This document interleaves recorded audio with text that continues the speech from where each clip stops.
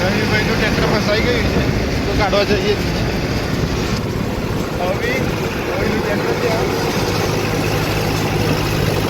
જોઈએ કેટલા ફસાઈ ગયા છે.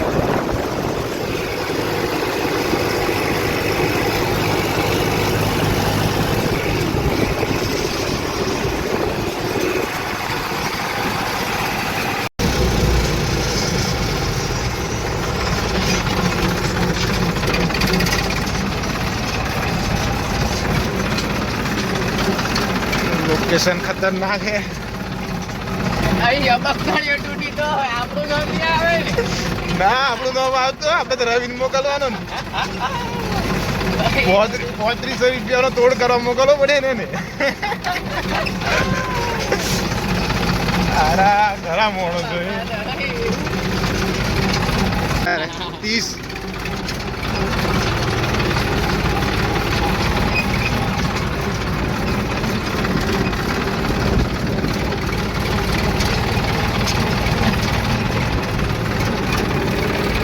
પવન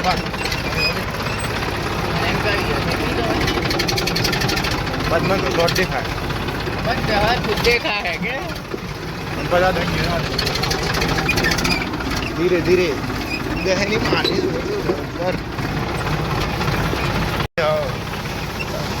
ભાઈ જોઈ લે રવિભાઈનું ટ્રેક્ટર પસાઈને પડ્યું છે. આપણે પહોંચી જાય જવા દે સીધું જવા દે આ બાજુ.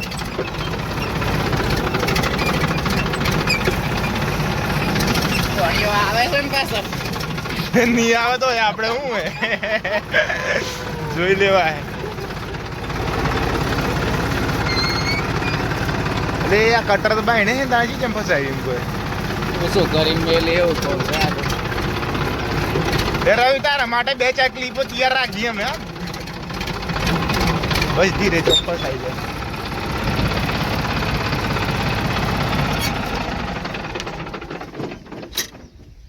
હા હું મેં આથી કેમ બધું અહીં છૂટું પાડ્યું છે ને એમથી કેમ થયું હે તમારે ના હોય સાઈડમાં જતા રહો. પીછે પીછે એમ આગળ ફસાયું હે. આગળ ફસાયું હે કટર ખેંચ લઈએ.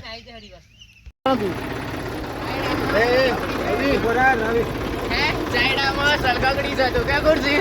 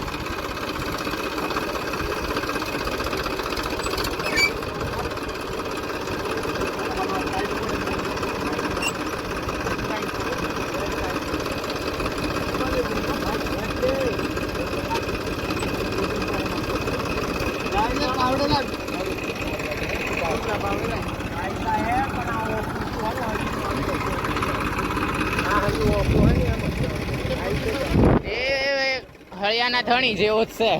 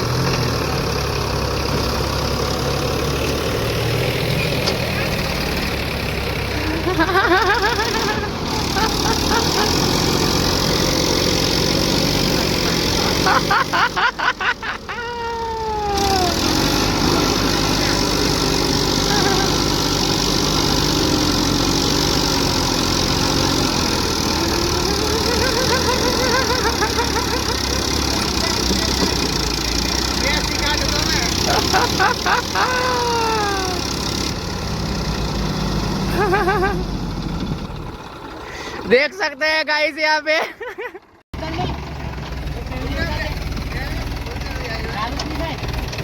ના નહીં થાય લે ફર્સ્ટ ગેર મારેલું આગળ જતું રહે આસકા નથી હાલ ગોદો નથી માર તૂટી જશે ધીરે ધીરે જવા દે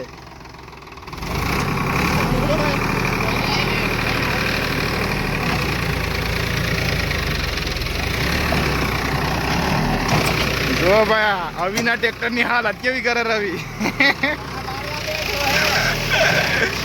બસ ભાઈ બસ થઈ ગયું ले ले यस लानो यहाँ पे मैसी आ रहा है दोस्तों यहाँ पे सोनालिका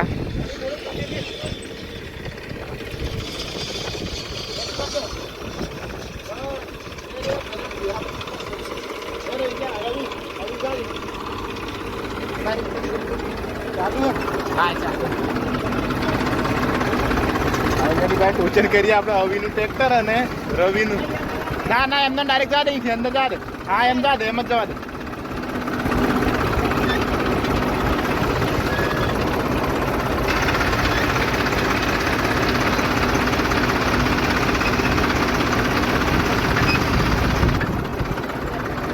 જોઈએ ભાઈ અવિન મેં શીખે છે કે સોનાલિકા જોઈએ આપણે બરાબર આમ તો તારે કે બારના ટાયર કે તેરના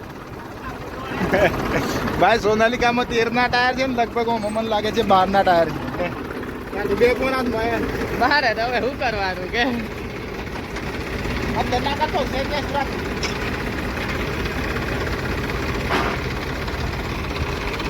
देख सकते हो दोस्तों यहाँ पे